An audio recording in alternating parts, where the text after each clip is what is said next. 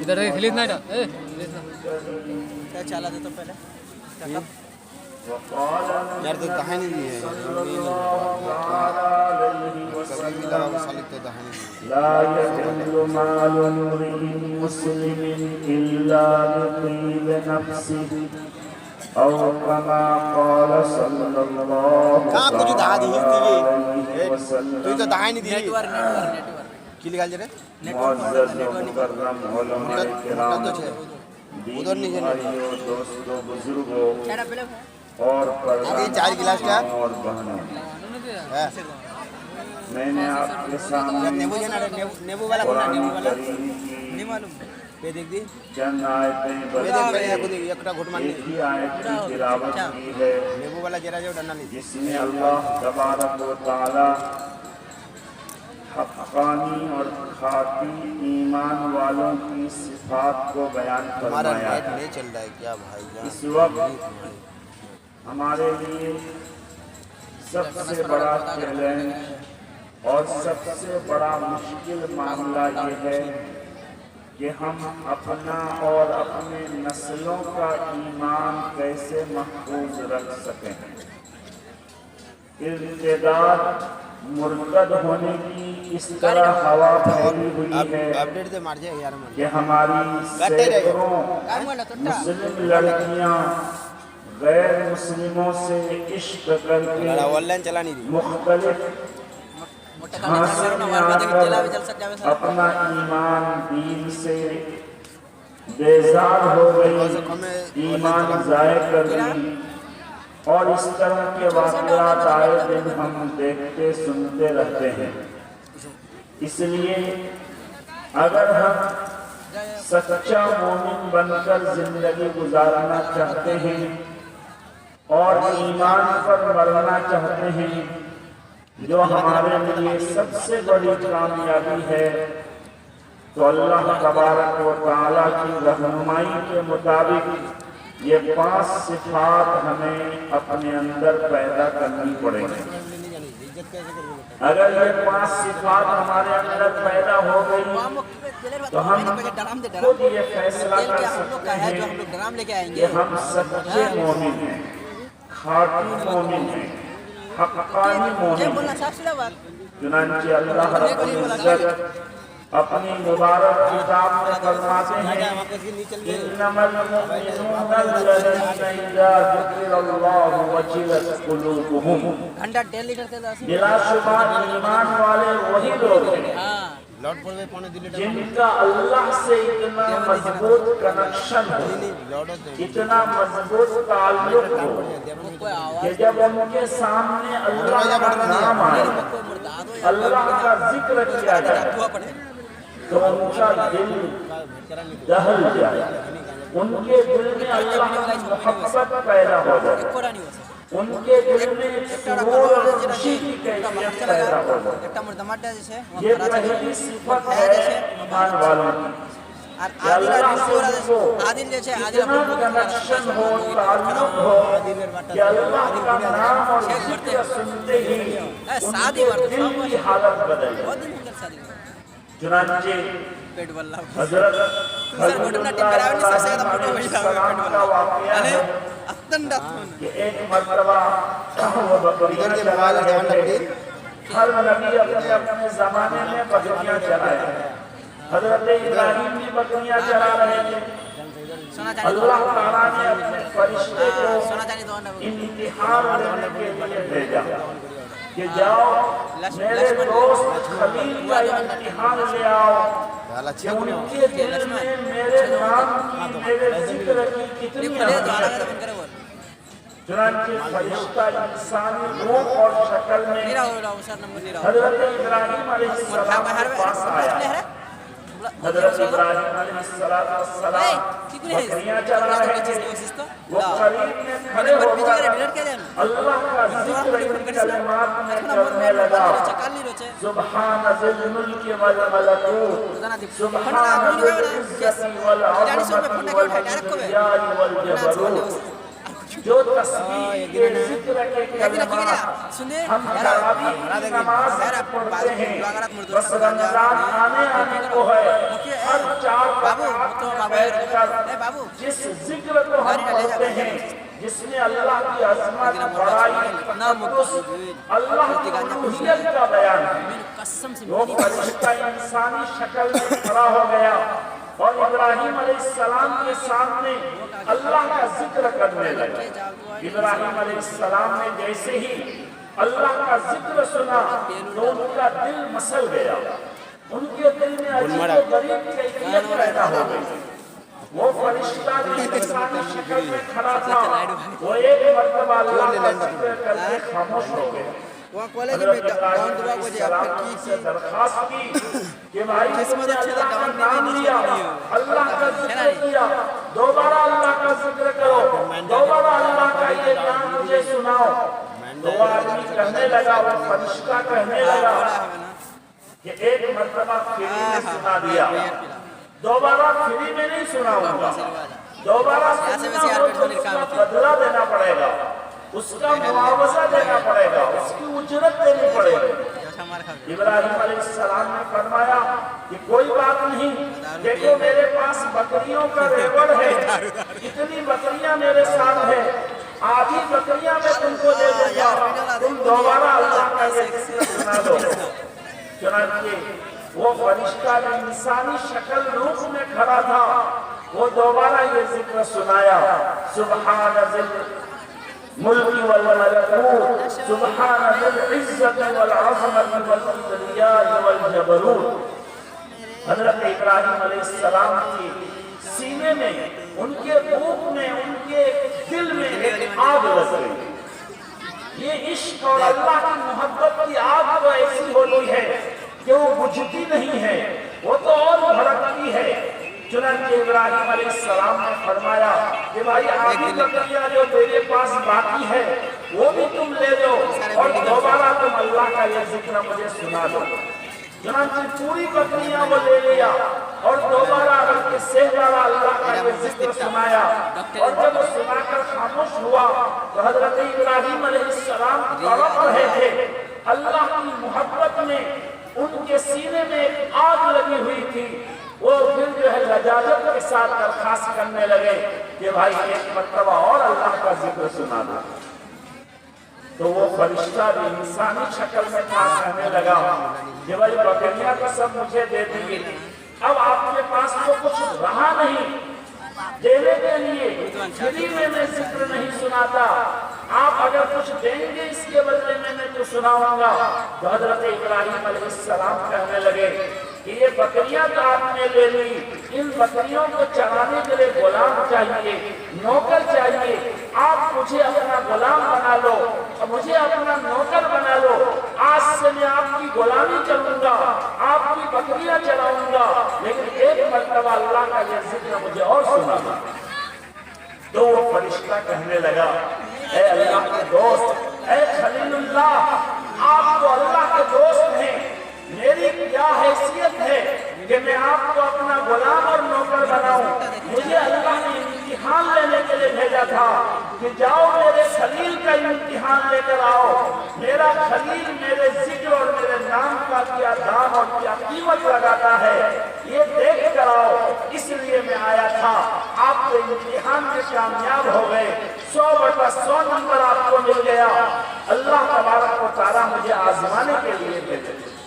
میرے بھائیوں، دوستوں، بزرگوں، اللہ کے نام کے ساتھ اتنا تعلق ہونا چاہیے، لیکن آج ہمارا حال کیا ہے؟ کسی شاعر نے کہا ہے، منہ تو دیکھ لیا آئینے میں پر داغ نہ دیکھا سینے میں، جی ایسا لگایا جینے میں مرنے کو مسلمان بھول گئے۔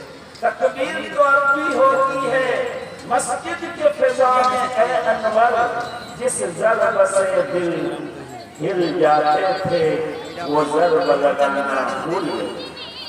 مسجد کے مائک میں آج بھی اللہ اکبر کا صدا بلند ہو رہا ہے، لیکن اللہ کا ذکر محبت اور عشق کے ساتھ لینے والے دنیا سے ناپید اور بہت کم ہونے لگے۔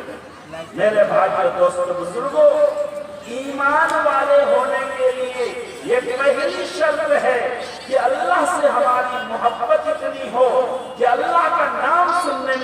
مزہ آئے۔ آج اگر یہاں پر کوئی ڈرامہ، کوئی سرکس، کوئی چرخا اور کوئی جو ہے ڈانس کی محفل قائم کر دی جائے تو دیکھیے بھاول مارا گیا، میچی پار اور مہنندہ پار سے لوگوں کی ایک جم گھٹ اور بھیڑ جمع ہو جائے گی، لاکھوں کی تعداد میں لوگ آئیں گے۔ معلوم ہوا اللہ کے نام سے ہمارا تعلق نہیں ہے، ہمیں اللہ کے دین کی باتیں سننے میں مزہ نہیں آتا، ہمیں تو گانے سننے میں مزہ آتا ہے، ہمیں تو ناٹک دیکھنے میں مزہ آتا ہے، ہمیں تو ڈانس دیکھنے میں مزہ آتا ہے، ہمیں تو موبائل میں گندی گندی چیزیں دیکھنے میں مزہ آتا ہے۔ ہمارا دل کا تعلق اور صحبت جو ہے موبائل کی گندی چیزوں سے ہے، اللہ کے نام کے ساتھ نہیں ہے۔ پھر ہم اولئک هم المؤمنون حقا، حقانی اور خاطی مومن کیسے کہلائیں گے؟ ہم خود فیصلہ کر سکتے ہیں۔ اللہ تعالیٰ نے حقانی مومن ہونے کے لیے دوسری شرط بیان کی، وَإِذَا تُلِيَتْ عَلَيْهِمْ آيَاتُهُ زَادَتْهُمْ إِيمَانًا، قرآن سے ان کا اتنا سمپرک اور تعلق ہو کہ جب قرآن کی آیتیں ان کے سامنے پڑھ کر سنائی جائے ان کا ایمان بڑھ جائے، قرآن کی تلاوت سے، قرآن سننے سے ان کی ایمانی کیفیت میں بڑھوتری ہونے لگے تو یہ یقین جانو کہ یہ حقانی مومن خاطر مومن ہے۔ بے شک بے شک ہمارے آقا و مولا جناب محمد رسول اللہ صلی اللہ علیہ وسلم کا واقعہ بخاری شریف میں ہے۔ آپ اپنے چہیتے صحابی حضرت عبداللہ بن مسعود رضی اللہ عنہ سے ایک مرتبہ آپ نے فرمایا کہ عبداللہ مجھے قرآن سناؤ۔ انہوں نے عرض کیا یا رسول اللہ آپ اللہ کے نبی ہیں، آپ پر قرآن اترتا ہے، ہم آپ سے قرآن سیکھے ہیں، آپ استاد ہیں، معلم ہیں، ہم طالب علم ہیں، ہم شاگرد ہیں، ہم آپ کو قرآن کیا سنائیں، کیسے سنائیں؟ ہمارے آقا نے فرمایا عبداللہ میرا دل چاہتا ہے کہ میں آج قرآن کسی سے سنوں، تم سے مجھے قرآن سننے کو جی چاہتا ہے، تم مجھے قرآن سنانا۔ عبداللہ بن مسعود قرآن سنانا شروع کی، سورہ نساء کی آیتیں سناتے سناتے ایک آیت پر پہنچے تو اللہ کے نبی نے فرمایا وَحَسْبُكَ اللَّهُ، ابھی بس کرو، ابھی تم نے بہت سنا دیا، ابھی اب رہنے دو۔ حضرت عبداللہ بن مسعود نے جب آنکھ اٹھا کر اللہ کے نبی کے چہرے انور کو دیکھا تو دیکھا آپ کا چہرے انور، آپ کی داڑھیاں آنسوؤں سے تر رہی ہیں، آنسوؤں کی لکیریں آپ کی آنکھوں سے گر رہی ہیں۔ قرآن کی تلاوت سن کر آپ کا دل اتنا پسیج گیا، اتنا ٹوٹ گیا کہ آنکھوں سے موتیوں کی لڑی جو ہے جاری ہو گئی اور آپ کا لحے مبارک، داڑھی مبارک تر ہو گئی۔ یہ قرآن سے تعلق کی بات ہے، قرآن سے محبت کی بات ہے۔ آج ہمارا کتنا تعلق قرآن سے ہے ہم خود فیصلہ کریں۔ کیا ہم اللہ کی اس کتاب پر ظلم نہیں کر رکھا ہے؟ کیا یہ کتاب مسجدوں کے طاق کی زینت نہیں بنی ہوئی ہے اور زینت بھی نہیں بنی ہوئی ہے، بلکہ مسجدوں کے طاق میں جو ہے جھول، پھول، نیل، ہر طرح کے جو ہے مٹی سے لٹ پٹ جو ہے قرآن کے اوراق بالکل گندے شندے پڑے ہوئے ہیں۔ اللہ خیر کرے کہ کم از کم شب برات آ رہی ہے، وہ اسی رات میں ہمارے یہ قرآن کے جو ہے ورق پلٹیں گے کچھ کچھ اور کچھ قرآن کو جو ہے ہم دھول سے صاف کریں گے۔ آج ہم نے قرآن پر کتنا ظلم کر رکھا ہے۔ خدا کی قسم اس دھرتی میں، اس روئے زمین میں اللہ کی اس عظیم کتاب سے بڑی دولت اور نعمت ہمارے پاس نہیں۔ ہماری حفاظت اس قرآن کریم کی حفاظت کے واسطے سے ہے۔ اللہ نے کیونکہ اس قرآن کی حفاظت کا وعدہ فرمایا ہے، اِنَّا نَحْنُ نَزَّلْنَا الذِّكْرَ وَإِنَّا لَهُ لَحَافِظُونَ، اور ہم کسی نہ کسی درجے میں قرآن کے ساتھ تعلق رکھتے ہیں۔ ہمارے بچے حافظ قرآن ہیں، ہمارے علماء عالم قرآن ہیں، ہمارے بہت سے بزرگ عامل قرآن ہیں، بہت سارے قاری قرآن کی تلاوت کرنے والے ہیں۔ قرآن سے اس لیے قرآن کے واسطے سے آج ہماری حفاظت ہو رہی ہے، ورنہ ہمارا دشمن تو چاہتا ہے کہ زمین سے ہمارا نام و نشان مٹا دیا جائے۔ انہیں عبداللہ عبدالرحمن نام پسند نہیں ہے، وہ چاہتا ہے کہ ہماری اولاد کا نام رام چندر اور مہیش اور گنا اور ٹھیکا ہو جائے۔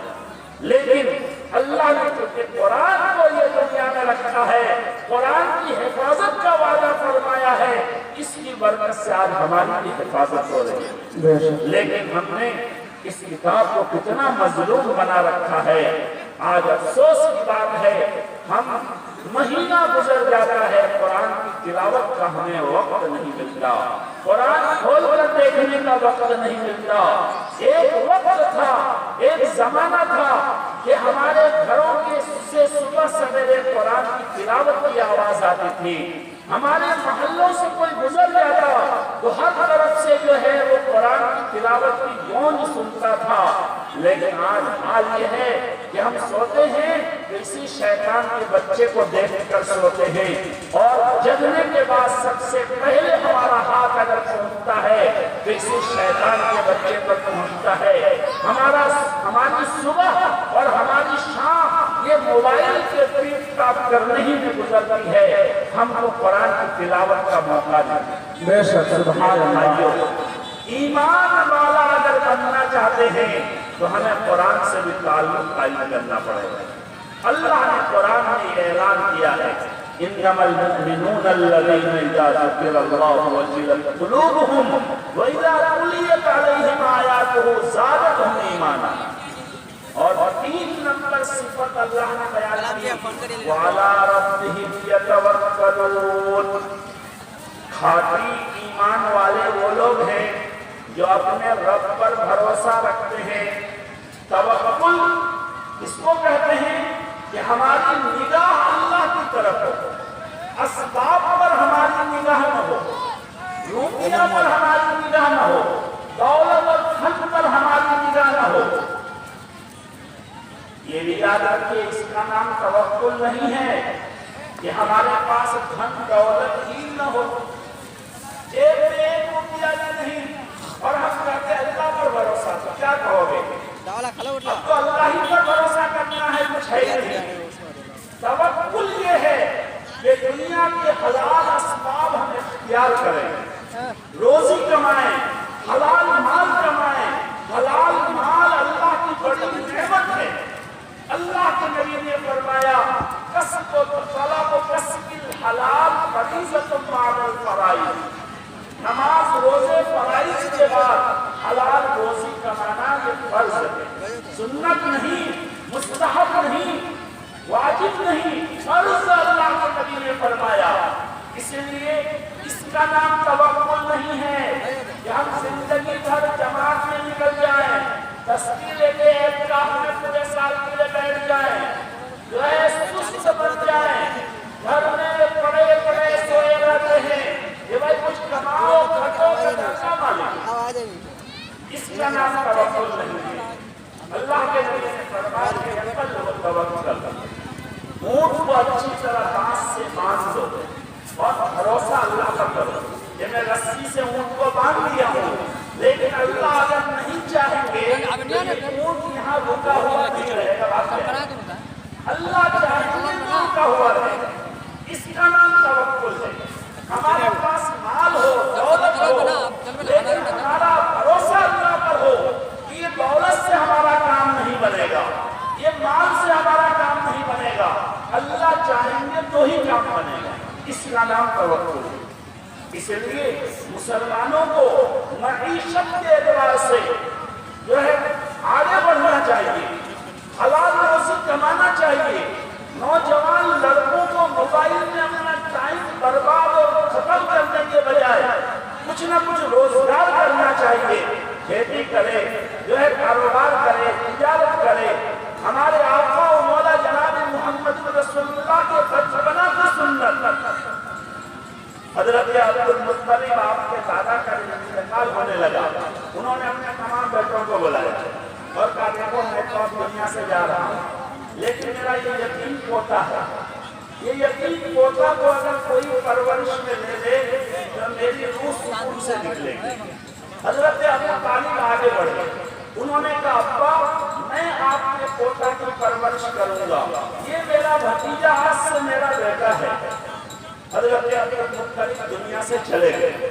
حضرت ابو طالب اپنے یتیم بھتیجا کو گھر لے گئے اور لے جا کر اللہ کے نبی سے انہوں نے فرمایا کہ دیکھو بیٹا آج سے تم میرا بیٹا ہو، جو علی کھائے گا وہ تم کھاؤ گے، ہمارے بچے جس طرح میرے گھر میں رہیں گے اسی طرح تم بھی میرے گھر میں رہو۔ ہمارے آقا و مولا نے 2-4 دن کے اندر اندازہ لگا دیا کہ چچا محبت میں مجھے تو اپنے پاس لے آئے ہیں، لیکن چچا کا حال اچھا نہیں ہے، خرچہ زیادہ ہے، کمائی کم ہے، افراد زیادہ ہیں اور کمائی کے اسباب کم ہیں۔ چنانچہ ہمارے آقا و مولا جناب محمد رسول اللہ صلی اللہ علیہ وسلم آج کے 15 سال 20 سال اور جو ہے جوان نوجوان بچوں کی طرح گھر میں سوئے پڑے نہیں رہے۔ مکہ کے بکری والوں اور مالداروں سے آپ نے معاملہ کیا کہ بھائی تمہارے گھر میں 20 بکریاں ہیں، میں صبح ان بکریوں کو لے جاؤں گا، شام کو تم کو چرا کر پیٹ بھرا کر لاگے پہنچاؤں گا، تم مجھے کتنا آنا دو گے؟ کسی نے کہا میری 20 بکریاں ہیں، میں 20 آنا دوں گا، کسی نے کہا 10 آنا دوں گا، کسی نے کہا 2 کیلا دوں گا۔ اس طرح چند لوگوں کی بکریاں لے کر آپ چرانے جاتے، شام کو ان کے گھروں میں بکریاں پہنچاتے، کسی کے گھر سے 3 پیسے ملتے، کسی کے گھر سے 5 پیسے ملتے، کسی کے گھر سے 10 پیسے ملتے، وہ سب جمع کر کے اپنے چچا کو لے جا کر دیتے کہ چچا یہ آج کی میری کمائی۔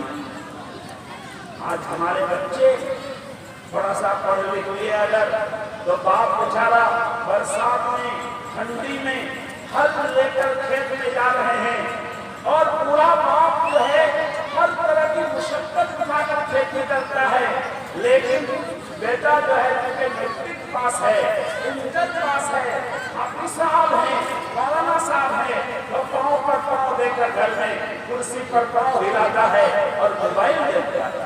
میرے بھائیوں ہمارے نبی نے یہ طریقہ نہیں سکھایا، حلال روزگار کا طریقہ سکھایا ہے۔ ہمارے نبی اور صحابہ کے مستقل کاروبار تھے، بہت سے صحابہ بڑے بڑے مالدار تھے اور لوگ غریب تھے، انہوں نے فقر کو اختیار کیا تھا۔ اس لیے توکل اس کا نام نہیں ہے کہ ہم جو ہے ہاتھ پر ہاتھ دھرے بیٹھے رہیں، توکل اس کا نام ہے کہ جیب میں پیسے رہے لیکن نگاہ اللہ پر رہے۔ دلی جانا ہے ہم کو، ہمارے جیب میں 5000 روپے ہیں، ہم جانتے ہیں کہ روپیہ سے ٹکٹ بھی مل جائے گا، روپیہ ٹکٹی کو دیں گے تو سیٹ بھی مل جائے گی، لیکن ہم کہتے ہیں اے اللہ یہ روپیہ سے میں دلی نہیں پہنچ سکتا ہوں، آپ چاہیں گے تو میں آسانی سے دلی پہنچ جاؤں گا، اگر آپ نہیں چاہیں گے تو یہ روپے مجھے دلی نہیں پہنچا سکتے ہیں۔ اس کا نام توکل۔ تو توکل کا مطلب سمجھ کر اب دیکھئے ایمان والے کے لیے تیسری شرط ہے، تیسری صفت ہے کہ ان کے دل میں توکل ہو، وہ اپنے رب پر بھروسہ کرنے والے ہیں۔ یہ 3 صفات ایسے ہیں کہ ہم خود اپنا اندر کا حال جانتے ہیں کہ ہمارا اللہ سے کتنا تعلق ہے، قرآن سے ہمیں کتنی محبت ہے، ہمارے دل میں توکل ہے یا نہیں ہے، یہ ہر آدمی اپنے دل کا حال جانتا ہے۔ آگے 4 نمبر صفت اللہ فرماتے ہیں الذین یقیمون الصلاۃ، ایمان والے وہ ہیں جو نماز قائم کرتے ہیں۔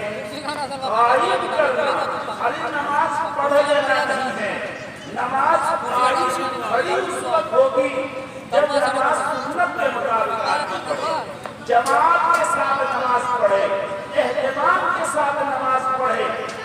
قائم عربی زبان کا لفظ ہے جس کا معنی کھڑا، یہ بانس کو کھڑا کرنے کے لیے بہت محنت کرنی پڑی ہے، گدھا کھودنا پڑتا ہے، اس میں بانس ڈالو، پھر جو ہے ادھر ادھر سے پتھر اور اینٹ ڈال کر ٹھوکو تو یہ بانس اور یہ کھمبا کھڑا ہو جاتا ہے۔ تو نماز پڑھ لینا کافی نہیں ہے، نماز کو کھڑی کرنا ہے۔ حدیث میں آتا ہے کہ بعض لوگ ایسی نماز پڑھتے ہیں کہ نماز کالے کپڑے میں باندھ کر کے منہ میں ڈال دیا جاتا ہے، اور وہ نماز بددعا کرتی ہے کہ اس آدمی نے مجھے برباد کر دیا، مجھے کھڑی نہیں کیا، مجھے تو سلا دیا۔ تو نماز سیکھ کر سنت کے مطابق قرأت بھی صحیح ہو، رکوع سجدہ صحیح ہو، اطمینان ہو، خشوع خضوع ہو، اور مسجد میں جا کر جماعت کے ساتھ نماز پڑھیں گے تو ہماری نماز کھڑی ہوگی۔ اور ہماری مائیں بہنیں ہیں، وہ اپنے گھر میں جب ان کے پاس عذر نہ ہو، جو عورتوں کے لیے عذر ہوتا ہے، ان دنوں میں پابندی سے نماز پڑھنے والی ہو، تو نماز قائم کرنے والی ہوگی، تو ہی وہ کھاتی اور اصلی ایمان والا بن سکتی ہے۔ افسوس کی بات ہے ہمارے اس علاقے میں عورتوں میں روزہ رکھنے کا بہت ماحول ہے، ماشاءاللہ ہماری مائیں بہنیں عام طور سے بہت اہتمام سے روزہ رکھتی ہے، مگر نماز پڑھنے کا اہتمام نہیں، نماز کی طرف توجہ ان کی نہیں ہے۔ حالانکہ روزہ بھی اللہ کا فریضہ ہے، مگر ایمان کی نشانی نماز کو قرار دیا۔ حدیث میں ہے جس نے نماز کو قائم کیا اس نے اپنے ایمان کو، دین کو قائم کیا۔ اللہ کے نبی نے فرمایا ایمان اور کفر کے درمیان نماز سے فرق ہوگا کہ یہ ایمان والا ہے یا کافر ہے۔ بہت مرتبہ ایسا ہوتا ہے کہ ایک لڑکا مسلمان ہے لیکن کوئی ان کی شکل و صورت سے سمجھ میں نہیں آتا یہ مسلمان ہے، آدمی شبہ میں پڑ جاتا ہے یہ مسلمان ہے یا کافر، لیکن نماز کا وقت آ جائے اور وہ وضو کرے نماز پڑھے تو معلوم ہو جائے گا کہ یہ مومن ہے۔ تو نماز ایمان اور کفر کے درمیان فرق کرنے والی چیز ہے۔ تو میرے بھائی اور دوستو بزرگوں، یہ 4 نمبر صفت ہے نماز قائم کرنا، اور 5 نمبر صفت اللہ نے فرمایا وَمِمَّا رَزَقْنَاهُمْ يُنْفِقُونَ، ہم جو روزی تم کو دیتے ہیں، روزی اللہ دیتا ہے، انسان نہیں کماتا۔ ہم اگر یہ سوچیں کہ ہم اپنے دماغ سے روزی کماتے ہیں، اپنے ہنر سے روزی کماتے ہیں، تو یہ ہماری بھول ہے۔ کتنے پڑھے لکھے کاروبار میں بہت بڑی اچھی ڈگری والے جو ہے ہمارا پھرتا ہے اور انگوٹھا چھاپ بہترین کاروبار کرتا ہے، کروڑوں میں کھیتا ہے۔ تو روزی اللہ دیتا ہے، روزی بندہ اپنے دماغ سے نہیں کماتا، اپنے ہنر سے نہیں کماتا۔ اللہ فرماتے ہیں ہم جو روزی دیتے ہیں اس کو خرچ کریں۔ کہاں خرچ کریں؟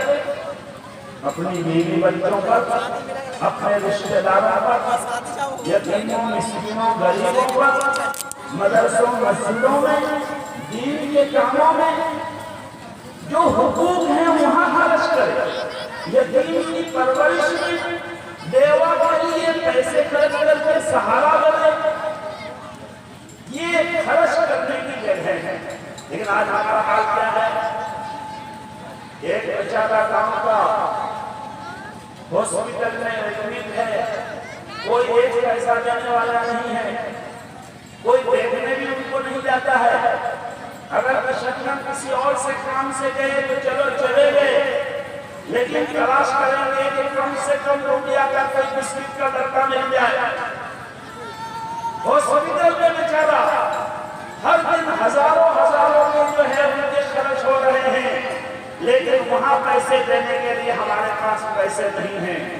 ہاں اگر ہیں تو چمانا اور حرام نیوتا دینے کے لیے، شادی میں خرچ کرنے کے لیے، دہیج دینے کے لیے، شادی کے پنڈال کو سجانے کے لیے۔ ابھی حضرت مفتی تنویر صاحب استاد حدیث ادارہ بیت القرآن جھولی پاری دیناج پور بنگال، انہوں نے جو ہے آپ کے سامنے فرمایا کہ لڑکیوں کو آج ہمارے سماج میں بوجھ سمجھا جا رہا ہے۔ کیوں بوجھ سمجھا جا رہا ہے؟ اس لیے کہ باپ سوچتا ہے کہ 4 لڑکیاں ہو گئی، ان کی شادی کیسے دلاؤں گا؟ کتنا خرچہ کرنا پڑے گا؟ یہ تو مجھے داماد خریدنا پڑے گا، لاکھوں میں داماد خریدنا پڑے گا، اس ظالم کو موٹر سائیکل بھی دینا پڑے گا، سونا بھی دینا پڑے گا، چپکے سے ان کے ولیمہ کا اور ان کے گھر کے خرچہ بھی ہم کو جو ہے چپکے سے دینا پڑے گا۔ یہ سب ہمارے سماج کے حالات ہو گئے ہیں، اسی لیے لڑکیاں آج بوجھ معلوم ہو رہے ہیں۔ میرے بھائیوں دوستوں بزرگوں اور جوان لڑکوں، یاد رکھو سسرال سے تنگ کر کے 1 پیسہ بھی جو تم لوگے وہ حرام ہوگا، وہ حرام ہے۔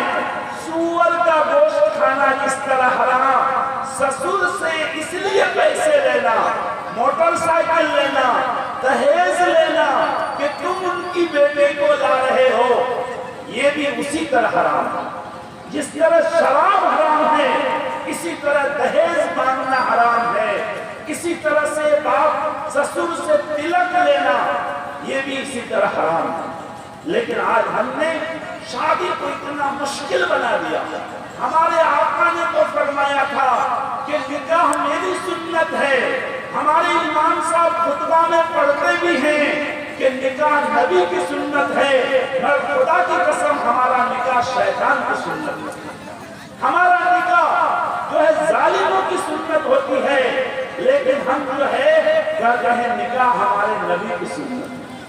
ہمارے نبی کی سنت تو وہ نکاح ہے جس کے بارے میں نبی نے فرمایا ان اعظم النکاح برکتاً ایسرہ مؤونتاً، سب سے زیادہ برکت والا نکاح وہ ہے جس کا خرچہ سب سے کم ہو۔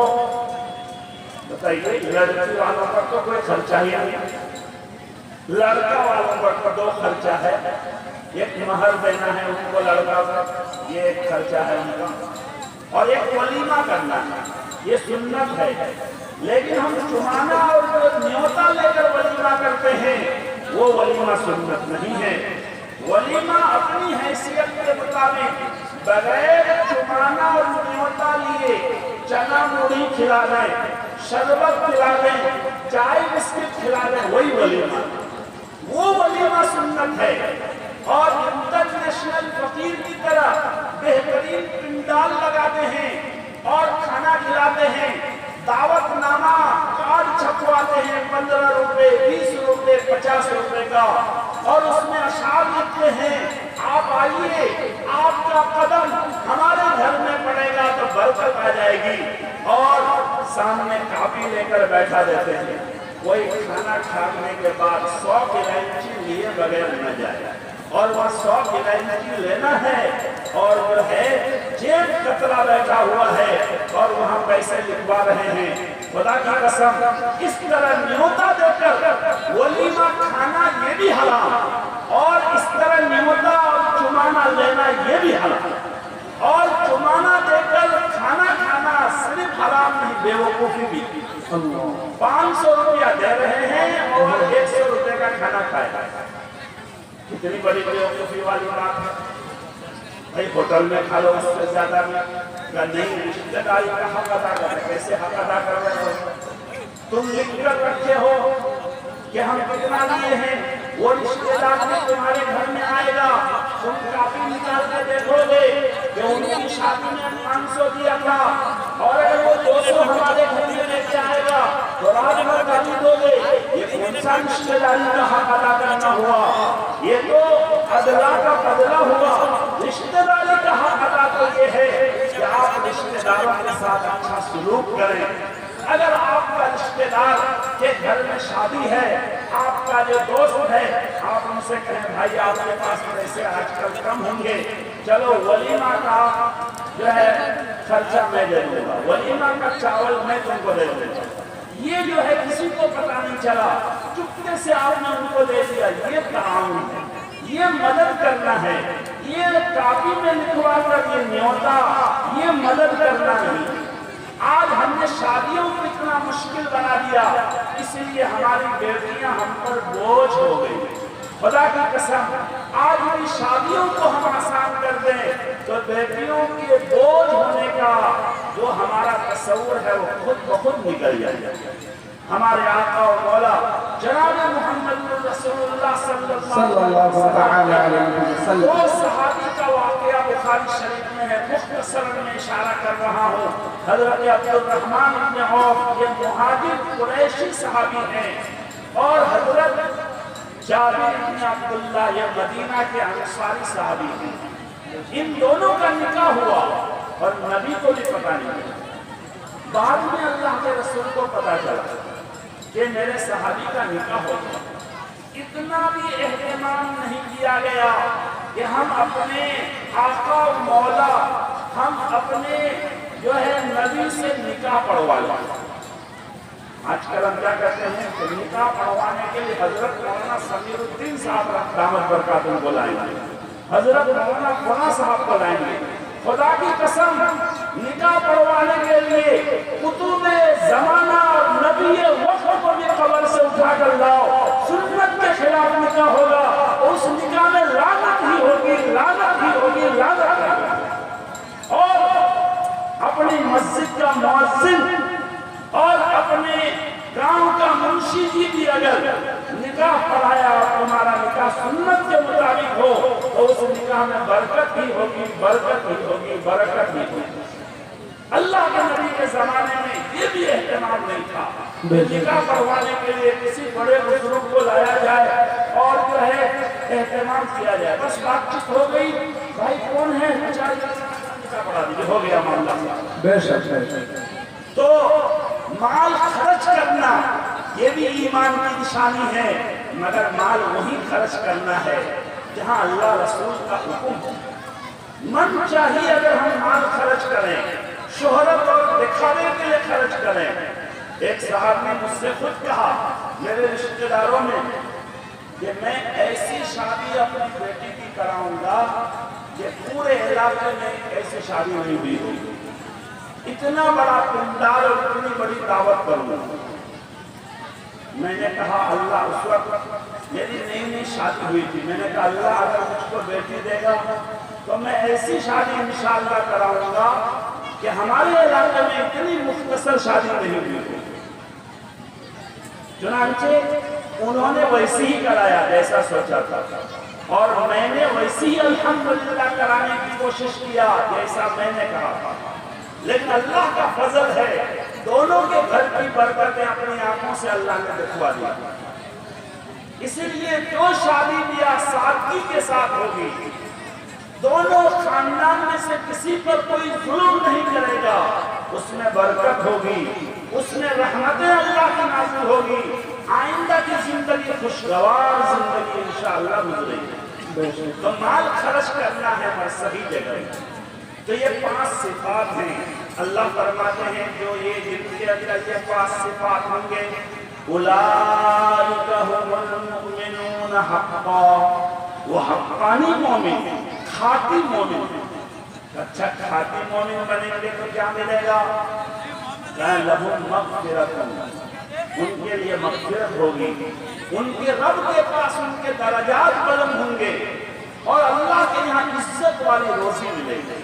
حدیث میں آتا ہے کہ اللہ تعالیٰ اپنے نیک بندوں کو بلا کر ان کے کندھے میں ہاتھ رکھ کر تنہائی میں بند کمرے میں فرمائیں گے، جو میرا بندہ تم نے دنیا میں یہ گناہ کیا تھا. ہر بندے سے دنیا میں گناہ ہوتا ہے، نبیوں کے علاوہ کوئی معصوم بے گناہ نہیں ہے. وہ اقرار کرے گا کہ ہاں اللہ یہ سب گناہ میں نے تو کیا. کہا جب سب گناہ میں نے ان کو معاف کر دیا اور ان گناہوں کو نیکی سے بدل دیا. یہ اللہ تعالیٰ ان کے درجات بلند کریں گے. آپ بار بار سنے ہوں گے حافظ قرآن کو اللہ کہیں گے جنت میں جانے کے بعد کہ بیٹا کہ بابو چڑھتے جاؤ پڑھتے جاؤ چڑھتے جاؤ پڑھتے جاؤ چڑھتے جاؤ. وہ پڑھتا جائے گا چڑھتا جائے گا پڑھتا جائے گا چڑھتا جائے گا. جنت میں داخل ہونے کے بعد ان کو یہ پرموشن ملے گا، ترقی ملے گی. جہاں ان کی آخری آیت ہوگی وہاں ان کا مقام ہوگا. یہ اللہ کے یہاں اونچے درجات ہوں گے. اس لیے میرے بھائیوں، یہ دنیا کی زندگی ہمیشہ رہنے کی زندگی نہیں ہے. یہ دنیا جو ہے ہم کو اللہ نے بھیجا ہے عمل کے لیے. یہ یہاں جو کریں گے آنکھ بند ہونے کے بعد وہی پائیں گے، جیسی کرنی ویسی بننی، نہ مان تو کر کے دے، جنت بھی ہے جہنم بھی ہے، نہ مان تو مر کے دے۔ جو قبرستان میں پڑے ہیں ان کو پتہ چل گیا ہے کہ جنت بھی ہے جہنم بھی ہے۔ اس لیے اس دنیا کی زندگی میں ہم اللہ رسول کو راضی کرنے کی کوشش کریں، ہر کام میں، صرف نماز میں نہیں، صرف روزے میں نہیں، صرف شب برات میں نہیں، شادی میں بھی ہم سوچیں کہ اللہ رسول ہم سے راضی ہو، ہر کام میں اللہ رسول کو راضی رکھنے کی کوشش کریں۔ بتائیے ہماری شادیوں میں کیا ہوتا ہے؟ سب خوش رہے، سب خوش رہے، کوئی ناراض نہ ہو۔ میں نے اپنی آنکھ سے دیکھا کہ ایک گھر میں بھنگی پہلے زمانے میں دوم گھر میں آ کے صفائی کرتا تھا، تو وہ صفائی کیا، میں چھوٹا تھا، بیٹا نے ان کو 10 روپیہ دیا، تو انہوں نے کہا شادی کا موقع ہے 10 روپیہ نہیں لوں گا۔ انہوں نے کہا تم تھوڑی دیر صفائی کیا، اور اس زمانے میں 1 روپے 1.5 روپے مزدوری تھی، اور وہ کہا 10 روپے دے رہا ہے۔ انہوں نے کہا نہیں، ان کے ابا سے کہا حاکم شادی کا موقع ہے، ہم 10 روپے میں نہیں مانیں گے، ہم کو 20 روپیہ چاہیے۔ میں نے خود اپنے کان سے سنا کہ باپ نے بیٹا کو حکم دیا کہ بیٹا 20 روپے دے دو، شادی کا موقع ہے۔ یعنی شادی کے موقع میں دوم بھی ناراض نہ ہو، ناخوش نہ ہو، لیکن اللہ رسول ناراض ہو جائے کوئی پرواہ نہیں۔